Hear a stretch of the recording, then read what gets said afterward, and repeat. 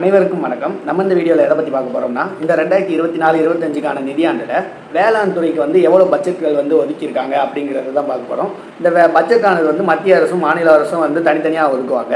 இதில் நேற்று மத்திய அமைச்சர் நமக்கு நிர்மலா சீதாராமன் அவர்கள் பட்ஜெட்டை தாக்கல் செஞ்சாங்க. அதே மாதிரி தமிழ்நாட்டுக்கு வேளாண் அமைச்சர் வேளாணுக்கான பட்ஜெட்டை தாக்கல் செஞ்சுருப்பார். அது எதுக்கு எவ்வளோ பட்ஜெட் ஒதுக்கியிருக்காங்க அப்படிங்கிறது தான் இந்த வீடியோவில் பார்க்க போகிறோம்.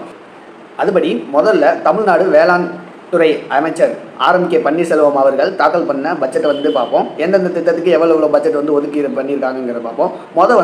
ரசாயன உரம் பயன்பாட்டை கம்மி பண்ணி இயற்கை வேளாண்மைக்கான திட்டத்துக்கு ரூபாய் 6.27 கோடிகள் ஒதுக்கியிருக்காங்க.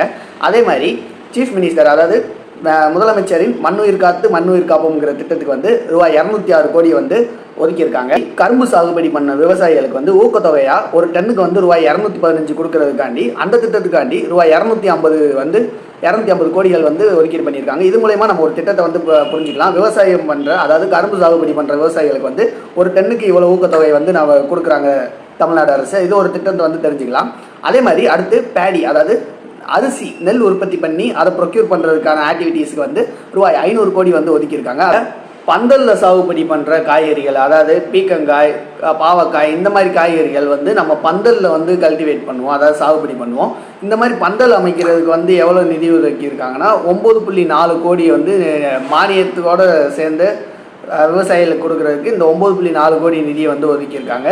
அதே மாதிரி 2000 மெட்ரிக் டன் ட்ரெடிஷ்னல், அதாவது 2000 மெட்ரிக் டன் பாரம்பரிய நெல் ரகங்கள் கொண்டு வர்றதுக்காண்டி 50 லட்சம் ரூபாய் ஒதுக்கியிருக்காங்க.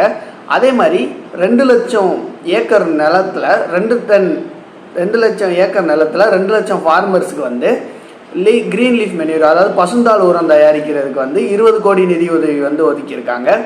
வேளாண் கண்காட்சிகள் தமிழகத்தில் 3 இடங்களில் வேளாண் கண்காட்சி நடத்துறதுக்கு ரூபாய் 9 கோடி ஒதுக்கியிருக்காங்க.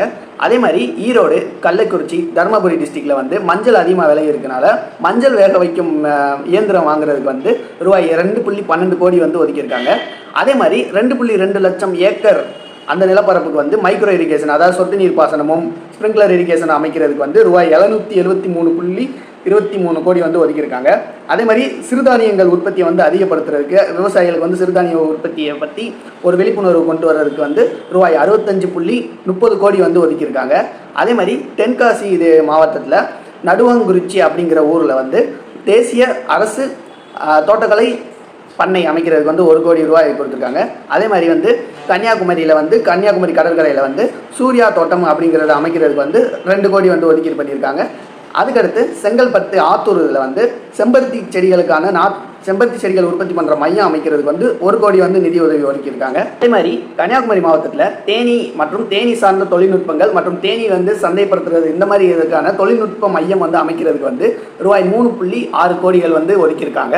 அதே மாதிரி முக்கணிகள், அதாவது மா, பலா, வாழை, இதை அதிகமாக உற்பத்தி பண்ணுறதுக்கு சிறப்பு திட்டங்களாக நிறையா திட்டங்கள் கொண்டு அதுக்கு ரூபாய் 41.35 கோடிகள் ஒதுக்கியிருக்காங்க.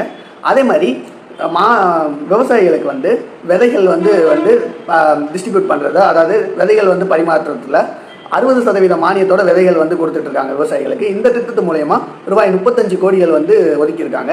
அதே மாதிரி கடலூரில் பன்ரோட்டிங்கிற ஊரில் பலாப்பழம் மதிப்பு கூட்டல் மையம் அமைக்கிறதுக்கு ரூபாய் 16.13 கோடிகள் ஒதுக்கியிருக்காங்க. அதே மாதிரி பெரம்பலூர் டிஸ்ட்ரிக்டில், அதாவது பெரம்பலூர் மாவட்டத்தில் சிறுதானியம் தொழில்நுட்ப மையம் அமைக்கிறதுக்கு ரூபாய் 4 கோடி ஒதுக்கியிருக்காங்க. இந்த மாதிரி இந்த திட்டங்கள்லாம் தமிழ்நாடு வேளாண் துறை அமைச்சர் ஆர்.கே. பன்னீர்செல்வம் அவர்கள் இந்த திட்டங்கள்லாம் இவ்வளோ நிதிகள் ஒதுக்கியிருக்காங்க. இதனாலேயே நிறையா திட்டங்கள் உங்களுக்கு தெரியணும்னா நம்ம சேனல்லேயும் விவசாய திட்டங்கள்ங்கிற ஒரு பிளேலிஸ்ட் நான் கொடுத்துருக்கேன். அதில் எல்லா விவசாயிகள் திட்டங்களையும் நான் எப்படி அப்ளை பண்ணணும் அந்த இதெல்லாம் சொல்லியிருப்பேன். அந்த வீடியோ கண்டிப்பாக பாருங்கள். அதோட லிங்க்கை நான் டிஸ்கிரிப்ஷனில் தரேன். அதே மாதிரி இது மாநில தமிழ்நாடு அரசு தாக்கல் பண்ண பட்ஜெட். இதே மாதிரி யூனியன் பட்ஜெட்னு சொல்லுவாங்க, அதாவது மத்திய அமைச்சர் தாக்கல் பண்ண பட்ஜெட். அதுபடி பார்த்தீங்கன்னா நிர்மலா சீதாராமன் அவர்கள் பட்ஜெட் தாக்கல் பண்ணதில் ரூபாய் 1,52,000 கோடி வேளாண் துறைக்கு நிதி ஒதுக்கியிருக்காங்க.